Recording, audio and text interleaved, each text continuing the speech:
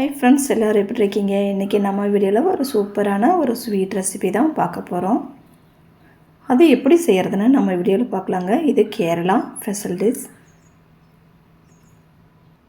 இதுக்கு தேவையானது ஒரு கப்பு பச்சரிசிங்க. இது 3 மணி நேரம் ஊற விடணுங்க. இது 3 மணி நேரம் ஊற விட்ட அரிசி. இதுக்கு தேவையானது ஒரு 3/4 கப்பு வெல்லங்க.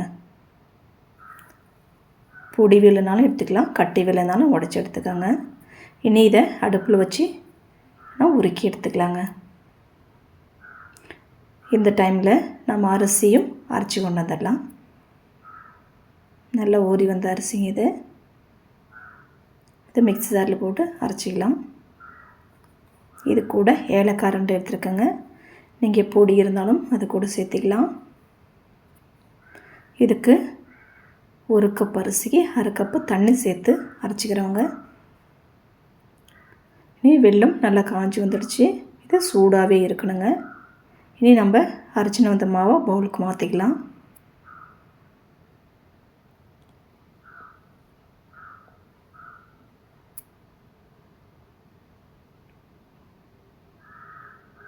இந்த மாவு நல்லா நைஸாக அரைச்சிருக்கணுங்க.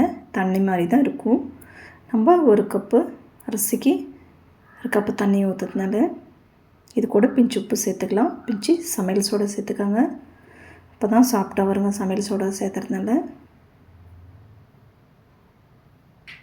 இதெல்லாம் கலந்து விட்டுட்டு நம்ம வெல்லம் உருக்கி வச்சுட்டு இதில் சேர்த்துக்கலாங்க. வெல்லம் சேர்க்கும் போது இது மாதிரி வடி போட்டு சேருங்க. இதில் வந்து வெல்லம் வாங்கும் போது ஒரு சிறு சிறு கல்லுங்களும் குச்சிகளெல்லாம் இருக்கும். இதுக்கு வடி போடுறது நல்லா தான் இருக்குங்க.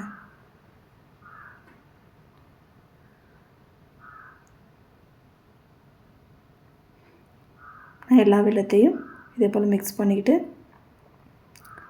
எடுத்துக்கிட்டோங்க.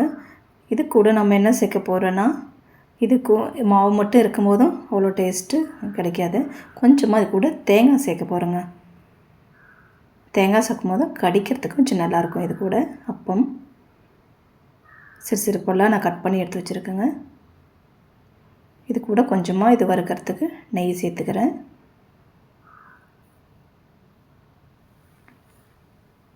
தேங்காய் சேர்த்து வறுத்துக்கலாங்க. இந்த சட்டியில் தான் நம்ம அப்பம் செய்ய போகிறோம். அதனால் இதே சட்டியில் நான் தேங்காயை வறுத்துக்கிறேங்க. இது போல் சட்டி இல்லாதவங்க வாணால்ன்ற சட்டியில் கூட இது செய்யலாங்க. அதிகமாக அது சிம்மில் வச்சு தாங்க செய்யணும். தேங்காய் வறுந்துருச்சு. நல்லா ப்ரௌன் கலர் ஆன பின்னாடி நம்ம எடுத்து சேர்த்துக்கிட்டாங்க. நீ நல்லா கரைச்சி விட்டுக்கலாம். இதை நல்லா மிக்ஸ் பண்ணிவிட்டு நம்ம தேங்காய் வறுத்து அதே சட்டையில் தாங்க இது அப்பம் போட போகிறோம். கொஞ்சமாக எண்ணெய் விட்டுக்காங்க. தேங்காய் எண்ணெய் தாங்க. இனி மாவு எடுத்து அப்படியே ஊற்றிக்கலாம். ஒரு குழிக்கரண்டி அளவுக்கு ஊற்றிக்காங்க. இனி இது மேலே மூடி ஒரு மூடி வச்சுக்கலாம்.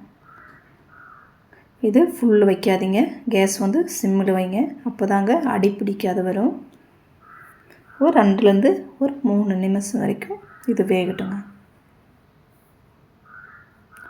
கொடுக்க அடி பிடிக்கிற ஸ்மெல் எதுனா வந்துச்சேன் நீங்கள் உடனே எடுத்து பாருங்கள் எப்படி இருக்குன்னு. எனக்கு மேலே வந்து நல்லா வெந்திருக்குது. இது வந்து பிடிக்கலைங்க. நீங்கள் கை உங்க வச்சு பார்க்கும்போது தெரியும். வேகாத இருந்தால் மாவு ஒட்டும், வெந்துட்டால் மாவு ஒட்டாதுங்க. இனி நம்ம இதை எடுத்துக்கலாம். இது திருப்பியெல்லாம் போகிறது இல்லைங்க. ஒரு பக்கம் வெந்தாலே போதும். இது போல் தான் நாங்கள் வேக வச்சு எடுத்துருக்கேன். அவ்வளோ சாஃப்டாக இருக்குங்க. இனி நம்ம எல்லா மாவும் ஊற்றி கொண்டு வந்துடலாம். எல்லாம் எடுத்தாச்சுங்க.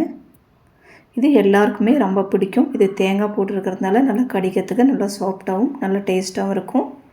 குழந்தைங்க முதல் பெரியவங்க எல்லாருக்கும் பிடிக்குங்க. இது உங்கள் வீட்டில் கண்டிப்பாக ட்ரை பண்ணி பாருங்கள். இந்த வீடியோ பிடிச்சிருந்தா வீடியோக்கு ஒரு லைக் கொடுங்க. இனி நம்ம அடுத்த வீடியோவில் பார்க்கலாம்.